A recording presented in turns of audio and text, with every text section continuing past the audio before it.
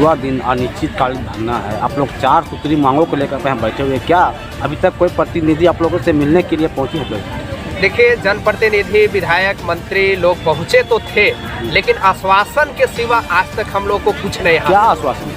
आश्वासन सिर्फ मौखिक आश्वासन ये दिया जाता है कि आपको 10 दिन में, 15 दिन में, 8 दिन में आपकी जो मांगे हैं जेन्युइन है, उन लोग के द्वारा भी बोला जाता है कि आपके मांगे जेन्युइन है, पूरा कर दिया जाएगा। लेकिन आज हम लोग 38 दिन से बैठे हुए हैं। दुर्भाग्य की बात यह है कि आश्वासन के अलावा किसी भी तरह का लिखित प्रमाण और किसी भी तरह का कोई प्रतिक्रिया आप लोग कभी लिखित आवेदन कोई प्रतिनिधि को आप लोग दिए? बिल्कुल, मैं बताना चाहूँगा कि आज लगातार हम लोग 2 साल से इसके लिए संघर्ष कर रहे हैं। 2020 जुलाई से लेकर के पत्राचार के माध्यम से विभाग के वरीय पदाधिकारी, माननीय मंत्री और सरकार को अपनी समस्याओं से अवगत कराते आ रहे हैं, लेकिन किसी भी तरह का कोई रिजल्ट नहीं आना, किसी भी तरह का कोई प्रतिक्रिया नहीं आने के बाद आज हम लोग को मजबूरन इस धरना प्रदर्शन पर बैठना पड़ रहा है। मैं बताना चाहूँगा कि जितने भी प्रदेश के जेएसएलपीएस में पीआरपी और बीएपी पद पर कार्यरत हैं, आज उन पर विभाग के द्वारा विभागीय शोषण किया जा रहा है। और मैं शोषण शब्द इसलिए बोल रहा हूं कि उनके द्वारा बनाई गई नीतियों को आज सरकार और विभाग मानने के लिए तैयार नहीं है।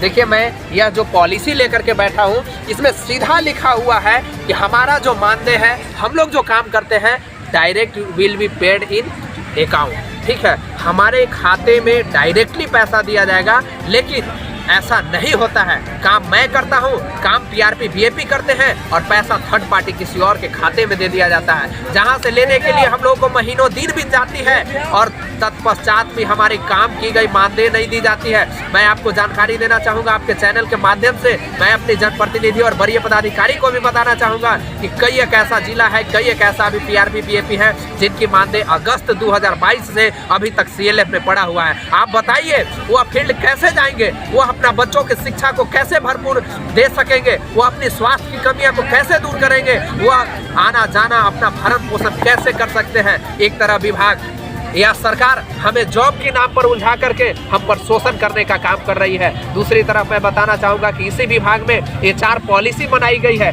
HR पॉलिसी के तहत कुछ कर्मी और कुछ खास व्यक्तियों को चुन करके विभाग के द्वारा उनकी लाभ दिया जाता है, लेकिन यही पीआरपी और बीएपी को सारे पॉलिसी से वंचित रखा गया है। कई एक ऐसा पीआरपी और बीएपी है जिनको फील्ड आने जाने के क्रम में दुर्घटना हो जाती है, एक्सीडेंट के दौरान वह इस दुनिया को छोड़ करके चले भी गए, लेकिन इसमें जो इंश्योरेंस का प्रावधान भी दिया गया है, उन्हें 1 रुपया तक की लाभ नहीं दिया जाता है। उनके बच्चे के, उनको परिवार को सड़क पर छोड़ दिया जाता है सरकार और विभाग की ओर से। जब तक वह थी या था तब तक सेवा दिया और चले जाने के बाद बताइए उनका किसी भी तरह का बनाई गई नीतियों पर कोई लाभ नहीं मिलना, यह कितना बड़ा अन्याय है। इसीलिए हम लोग बार बार सरकार और विभाग से पत्राचार के माध्यम से अनुरोध कर रहे हैं कि हमारी जो मांगे हैं वह बिल्कुल ही जेन्युइन है और पॉलिसी के आधार पर हमें लाभ देने की कृपा की जाए। महिला लोग बैठी हुई, छोटे छोटे बच्चों को लेकर, क्या उनके यहाँ पर रहना होना, क्या व्यवस्था?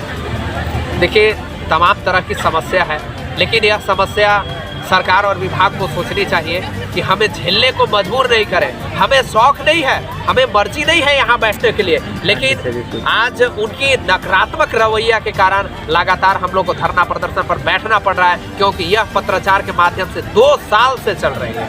आप लोगों की मांगे पूरी नहीं होती, इस बार तो आगे की रणनीति क्या रहेगी?